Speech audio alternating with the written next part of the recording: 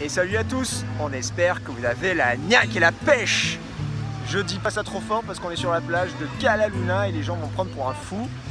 Donc vous allez voir, je vais vous montrer une petite vue et ensuite on va parler du cadran de cash flow de Robert Kiyosaki. Vous allez voir, on a préparé un truc plutôt sympa. Ciao ciao ciao. Donc voilà le cadre dans lequel on vous a préparé cette vidéo plutôt sympatoche. Alors, le cadre en lui-même est aussi plutôt sympatoche, hein. Allez, à tout de suite. Donc voilà, bonjour à tous. On a dessiné là donc le cadran du cash flow de Robert Kiyosaki.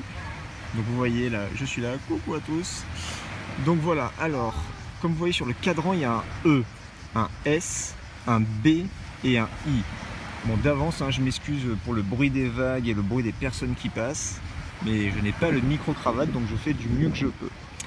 Donc, on entend beaucoup de choses sur Robert Kiyosaki, comme quoi c'était un grand économiste, un grand théoricien de l'économie. Pas du tout, c'est juste un entrepreneur et un investisseur qui à la base était salarié et qui grâce à l'immobilier, donc c'est vraiment l'immobilier son dada, il a réussi en fait à acquérir sa retraite et sa liberté financière à 47 ans. Et c'est surtout grâce à l'immobilier. Et il a ensuite développé ce qu'on appelle la Rich Dad Company, enfin ce qu'il appelle la Rich Dad Company, qui est en fait une entreprise qui promouvoit et qui donne de l'information sur l'éducation financière.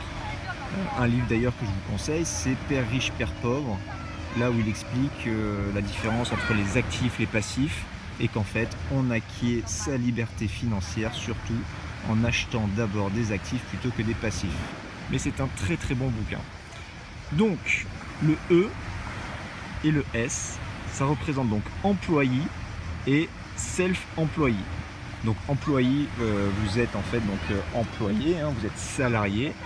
Et self-employé, c'est surtout ce qu'il définit dans son livre comme les entrepreneurs, mais qui finalement ont une entreprise qui les possède plutôt qu'un business qu'ils possèdent.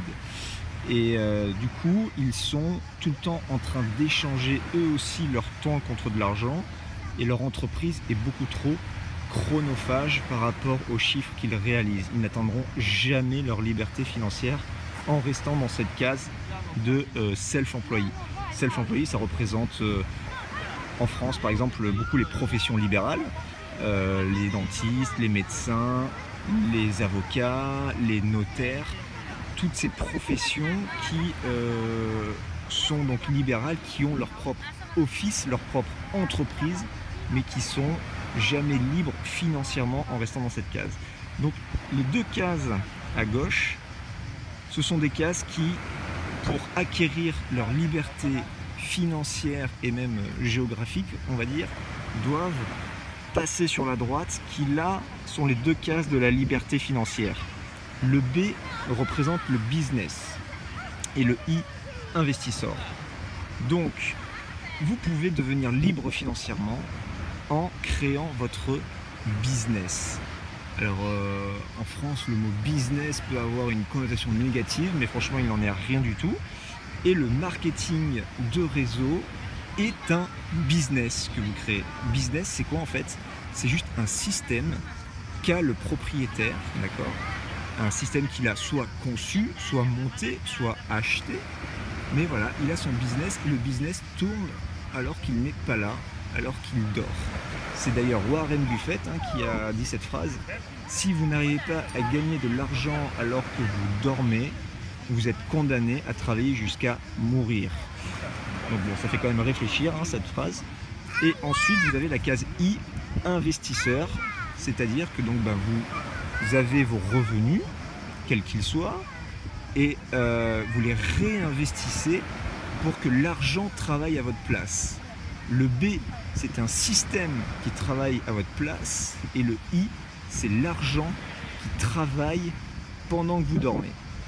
Donc voilà, il faut petit à petit migrer de ces cases-là vers les cases B et I, et ainsi pareil pour les S, B et I. B et I sont interdépendantes également, hein. Il ne faut pas être que soit B ou que I. D'ailleurs, c'est Eric Worre qui a une très belle phrase au sujet de l'investissement. Il dit l'investissement c'est bien, mais il faut être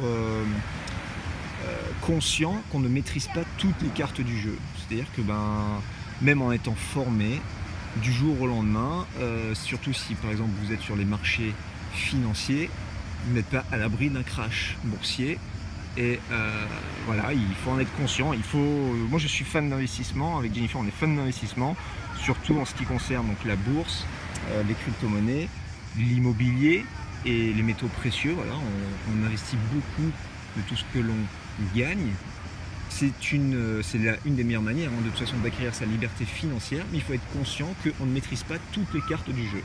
En général, quand vous avez votre propre business, vous maîtrisez beaucoup plus les cartes.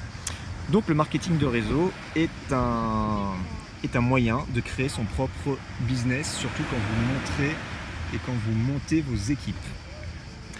À ce sujet, donc vous pouvez de toute façon nous retrouver sur www.robinjenny.com ou nous envoyer un mail sur contact@robinjenny.com de manière à ce qu'on puisse plus discuter de vos objectifs si vous le souhaitez. Et si vous voulez en savoir plus sur le développement d'équipe et comment monter votre équipe, ou si vous voulez également rejoindre la Ligue des Héros. Donc voilà, une fois que vous avez créé votre business, il n'a plus qu'à le faire fructifier et le développer. Donc dans la semaine, on va donner de nouvelles aides pour développer votre propre business via votre marketing de réseau. Et on vous dit à très vite. Ciao, ciao, ciao!